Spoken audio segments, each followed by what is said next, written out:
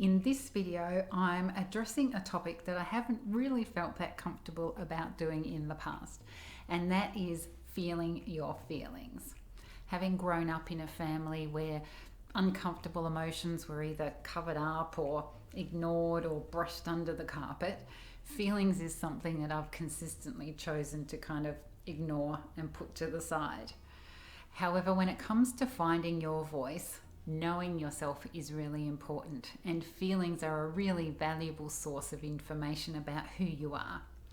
Feelings reveal what you like, what you don't like, what you find frustrating, what makes you angry, what brings you joy, and what you find awesome and amazing. In fact, in her recent book, Atlas of the Heart, author Brené Brown says to use your feelings as beacons rather than as barriers. And in there she quotes Harvard psychologist Susan David, who says this. She says that emotions tell us which situations to engage with and which to avoid. They help us identify what we care about and motivate us to make positive changes. Now, in the past, I have been known to actually run away from uncomfortable feelings. And I don't mean just kind of turn away and ignore them, I mean actually run away from them.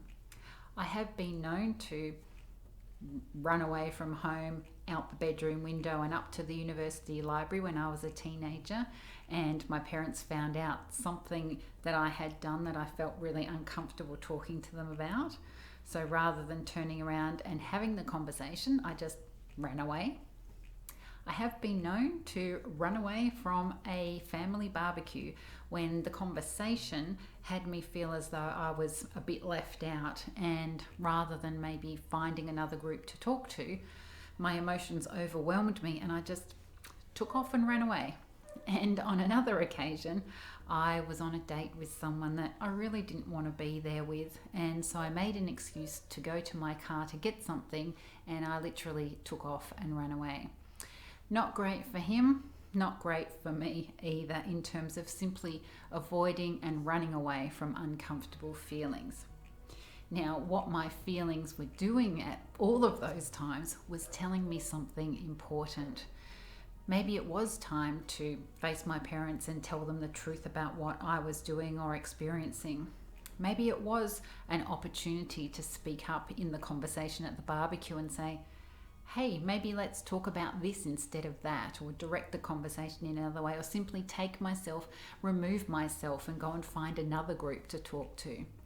And maybe the feeling that I had about this particular person that I was on a date with was an opportunity to practice saying, actually, no, I really don't want to go out with you anymore. So that is in the past, and what I have learnt is to be able to now, as Brené Brown says, use feelings as, light beams, shining a light on some important piece of information that's being communicated to us from our inner knowing.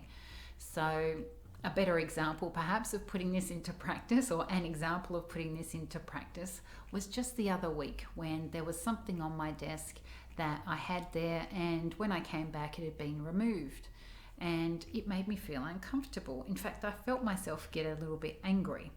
So using my feelings as a piece of information that were trying to communicate something to me, I asked myself, well, what is this telling me? What is this anger actually communicating through to me about maybe my boundaries or my values or about who I am?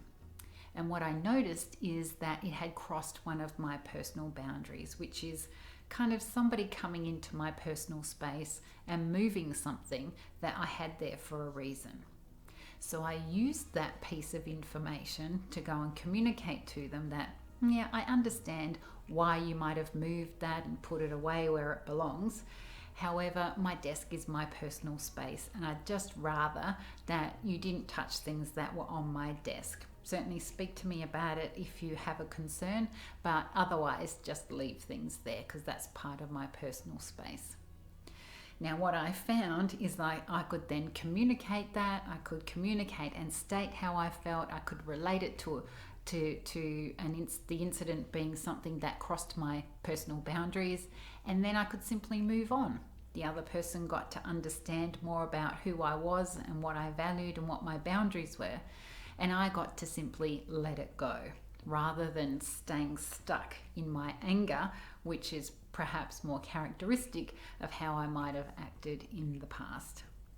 So use your feelings as sources of information. Turn toward them rather than running away from them, and see what they might reveal. So what do your feelings reveal about who you are?